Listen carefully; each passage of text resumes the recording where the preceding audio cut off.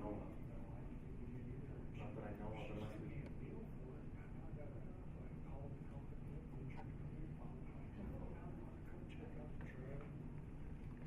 We already smoked out that one. I got that truck back around. That's the original. That's just painful. You're no longer supposed to send the one that's damaged. Oh no, it was damaged. It was bad. That camera ain't on the red light. Start again. We'll do it. Sorry about that. That's all right.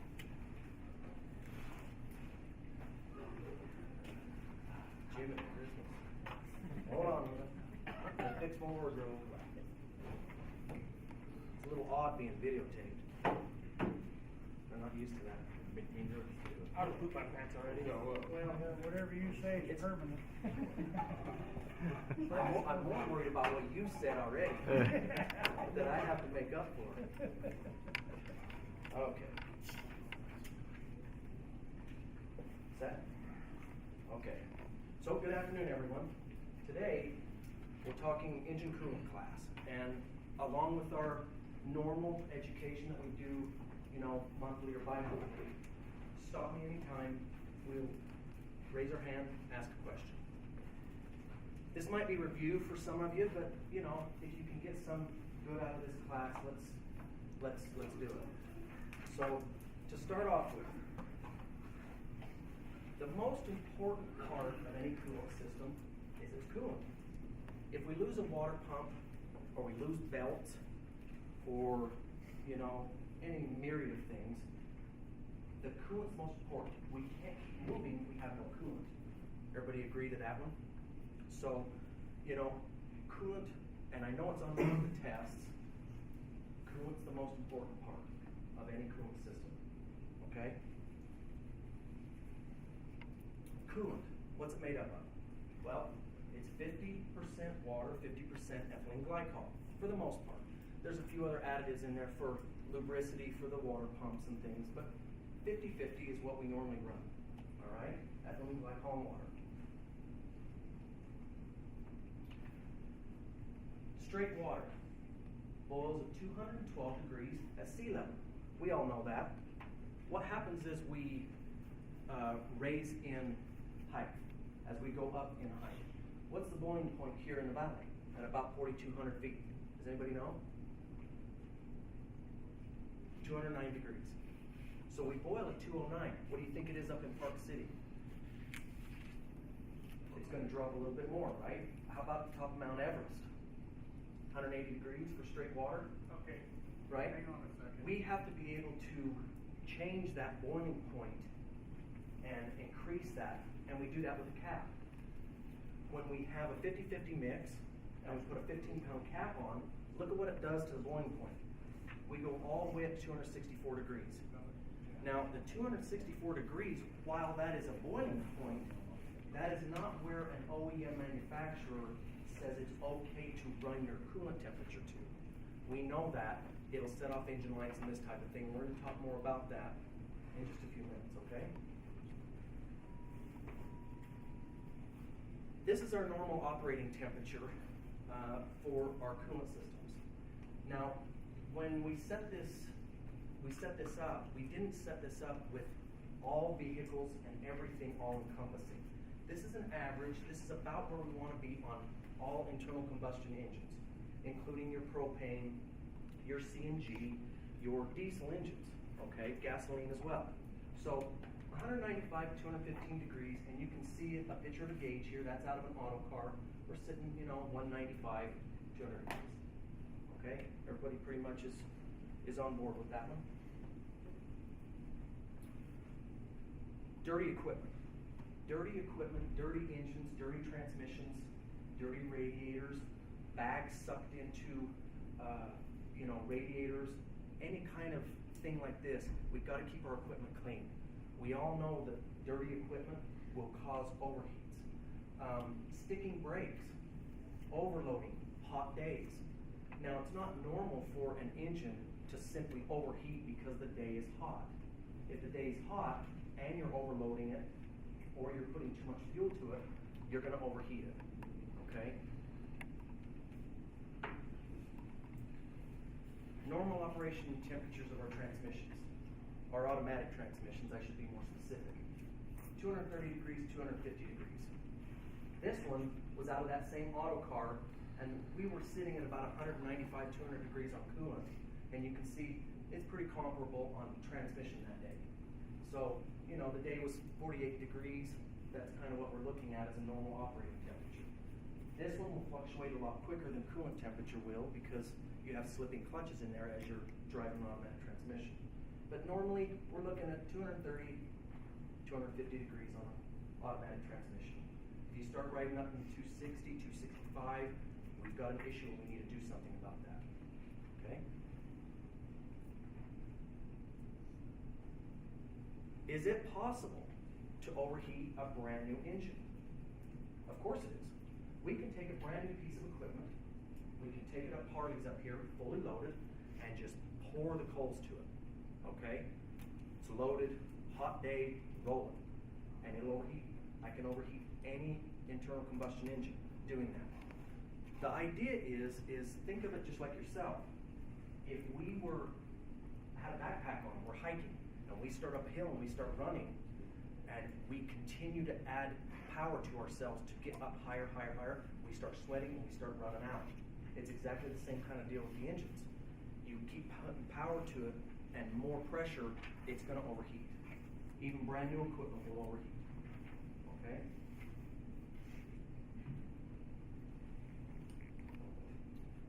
So there's a lot of aspects that factor into heating the engines and the transmissions up. You know, the most common, applying too much energy, fuel.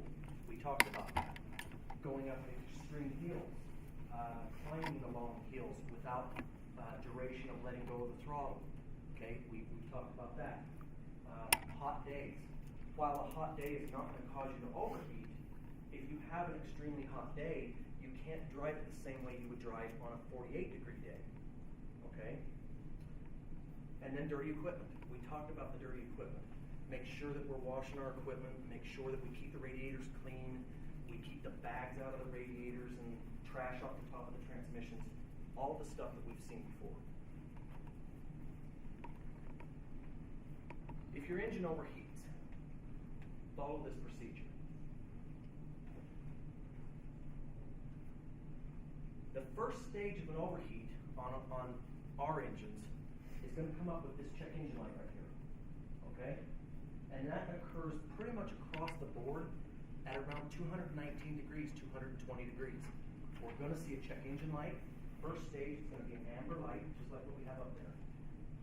And what we want you to do is pull over, put the transmission in neutral, and increase the speed to 1,300 to 1,500 RPMs. All right? At this point, I put onto sorry about that. Back up right here. At this point, you won't have an engine derate. Now, an engine derate is when the ECM is picking it up and saying, I need to back the throttle off myself because I see an issue. So at this point, you may not have a derate. You've got a check engine light, the ECM's warning you, I have a problem, do something about it. Okay? 219 degrees. Next one. Second stage. Now we have two lights on and some sort of an audio bell, whistle, something like this, alerting you that we have problems. We have two lights. We have a check engine light and we have a stop light. All right? This occurs at 225 and above. The check engine light is going to be on. Stop engine light will be illuminated. You must pull over. Have to pull over. That's imperative. Pull over. Put the transmission in neutral again. Increase the engine speed to 13 or 1,500 RPMs. Call the shop. And the engine's going to derate. Also, the engine can shut down. Engine derate, engine shutdown at this point. Anything above the 225 mark, I mean, all bets are off. The ECM's going to start taking control, and we're going down. So you need to pull over. That's the reason why it's so critical. You must pull over because the engine can shut down at any time on it. Okay? The third and last stage, it is critical. at this point. Now we have a serious problem. You must immediately deal with it. All right? Both the stop and check engine lights are still going to be on. You're still going to have a audio response, some sort of bells, whistles, this type of thing. Okay? The engine's going to shut down. Flat out, it's going down, you're not going to stop it. You must find the nearest place to pull over, and you're going to have to shut the truck down and call the shop. Now, if you notice, we have calling the shop on there twice for sure. The first one, if you see that pop on at 219 degrees, you are allowed to pull over, throttle it up, calm it down, calm the coolant down, and then you can go about your day if the check engine light goes off. If not, call the shop. Let us help you out, and let us get the right guys out there and give you a hand. If we end up at this point on the critical, this is where engine damage is starting to happen. So all along the way, it was a progressive, I have a check engine light, I'm warning you. Now I have a check and stop. Now I'm going to do something about it if you don't. And then the third is it's shutting down. The ECM is going to take over and shut the engine down no matter what. You have no control. So you need to move over and let it do its thing when you shut it off. Okay? That's pretty much the way it rolls. Does anybody have any questions so far? Okay, one thing that I didn't add in here was the fan. Our fans typically come on around 195 degrees to 205 degrees coolant temperature. And you can hear that roar. That roar is like a jet engine underneath there. And a lot of times, drivers will call in and we'll ask them during an overheat situation, we'll ask them, can you hear the fan? And they'll say, I'm not exactly sure if I can or not. If they're pulled over to the side of the road and you rev the engine up and you're in neutral, that roar of the fan is fairly intense. If you can't hear that roaring, even if you throttle up and just throttle through it, if you can't hear that roar of the fan obviously isn't working. And that's more than likely your issue. While these things up here are issues that can happen, they're not the most common. The most common are we have loose belts or bad belts, the coolant is low, maybe the fan clutch has been damaged in some way. That's something that we really need to address. Okay, so there's other common factors that happen here, and just as you're going along, just make sure that you see the 3 stages of criticalness, that when you see that check engine light, you see both lights come on, or you see something like this, it's got to go down. Okay? Pull over to the safe spot, shut her down. All right? Has everybody got that? Feel pretty good with it? Does anybody have any questions? Can I put a bigger radiator cap on? So Steve says, can I put a bigger radiator cap on? If OEM comes with, say, a 10-pound, 12-pound, 15-pound cap, like in this example, can you add a higher pound cap? No. Why? It'll increase the boiling point. It'll increase the boiling point. Does that really matter? Yeah. If the vehicle's set at 10 psi on the radiator cap, if you increase that past that, it's not going to be the OEM boiling point. Or it should be. Did everybody catch what he said? He said if we add a different PSI radiator cap, it's going to increase the boiling point to the point to where the OEM, it's going out of OEM specs. We feel pretty good with that? I'm feeling pretty good with that. He's right. If the OEM has a set pressure that it wants to see for a particular unit, you need to leave that cap there. Now let's say you're out on the route and you've got a driver that's on the side of the road and we've lost coolant because of the radiator cap. And the only radiator cap you have is a 12-pounder.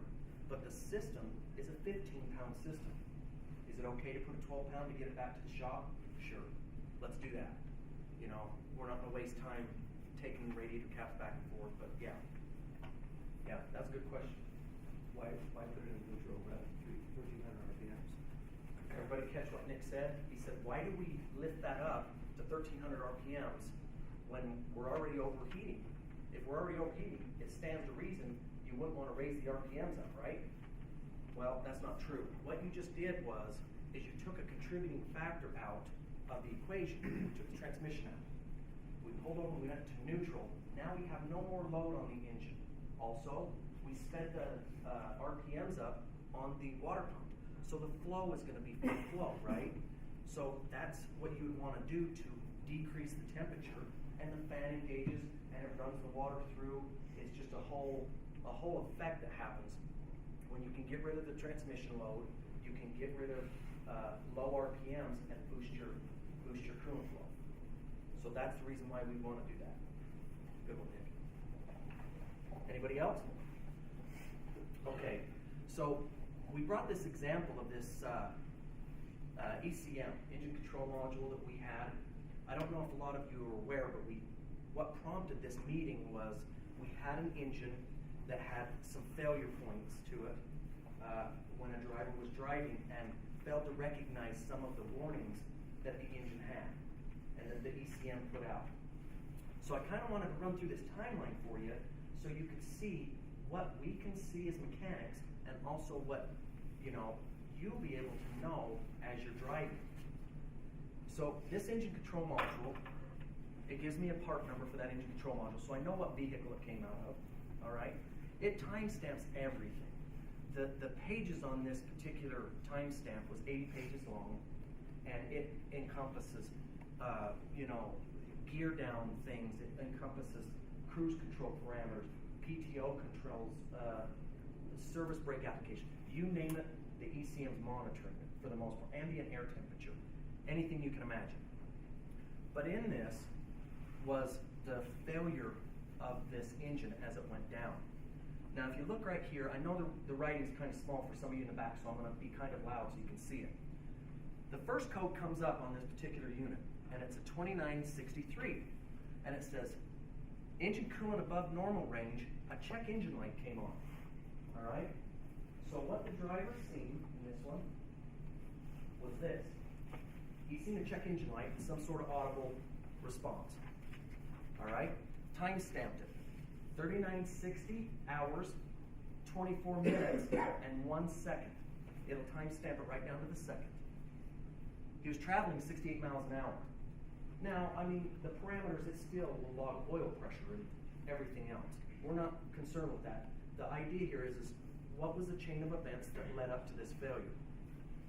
So he gets check engine light. All right? Does nothing, continues on his way. Next one, code 0151. Engine coolant temperature above normal range. This is most severe level. Check engine and stop engine just come on. And now the ECM is saying, I've got a major problem. You need to do something about it, or I will. This is time stamped at 3960, 2441. So 40 seconds elapsed in that time frame.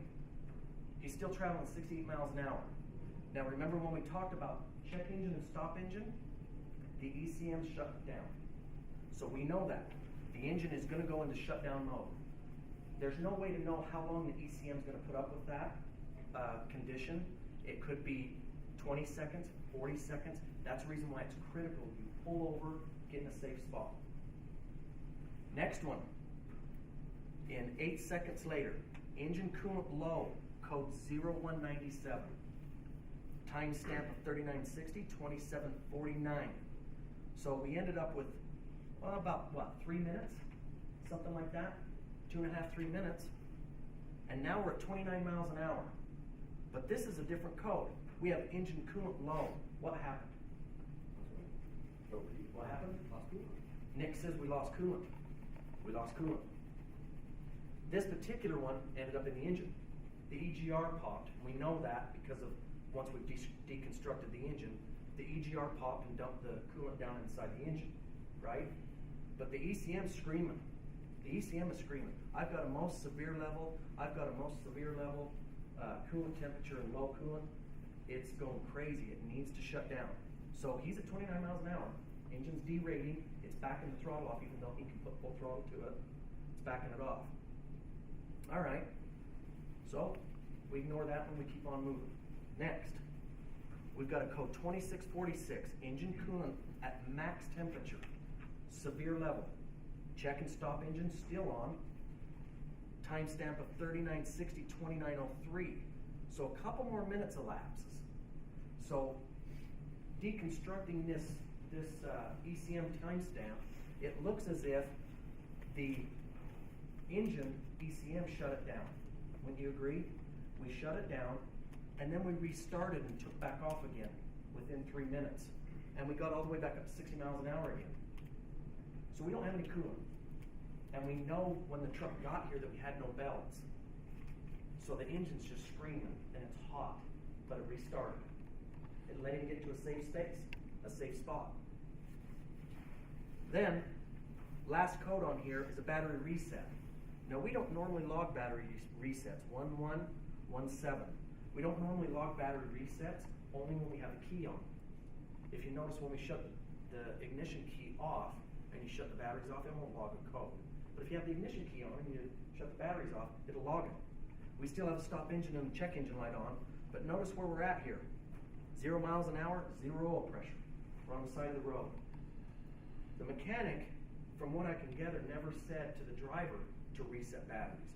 So we're assuming that the driver went ahead and reset the batteries, trying to reset a check engine light, is what it looks like. But the idea here is now this is only 3 minutes after. So the total elapsed time of the entire thing ends up being something like 7 or 8 minutes, right? From start to finish. We start out, we lose the belts. We keep driving. In just a matter of a few seconds, more than likely, he's starting to get hot. Check engine light immediately comes on, tells him what's happening. Then we move to a check engine and stop engine. Didn't do anything, kept moving.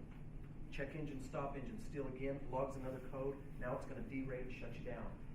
And then we just keep progressively getting worse and worse until we're down here and we're shut off. Okay? There's another little added section in our ECM timestamps. And a lot of us have looked at it. It's reviewed for most of us, but it's called the abuse history. And the abuse history tells things like engine over revs, low oil pressures, transmission downshift points, you name it. Well, on this one logged an abuse history for over temperature on coolant, most severe level. That one was above 240 degrees, which is engine damage time. And it was logged for 3 minutes and 46 seconds during this whole thing. So we had 3 minutes and 46 seconds of engine damage happening while this whole series of events unfolded. You can see it once you start looking into it, and you can understand how the ECM logs its information and understands how coolant temperatures affect engine performance. We can see how easy it would have been for this to cost ACE Disposal upwards of $30,000, and it didn't. It only cost about $6,000 or $7,000, and that's because the ECM took the appropriate measures to shut that truck down because it knew it was in an overheat mode. Okay, so that's really our coolant class today. I wanted to give you some good information on the overhead and a cheat sheet that you can take with you, and then I wanted to show you what our viewpoint was from the ECM timestamps. Okay, does anybody have any questions? A lot of good information. All right. Well, thank you very much, and that's the end of the class. Okay.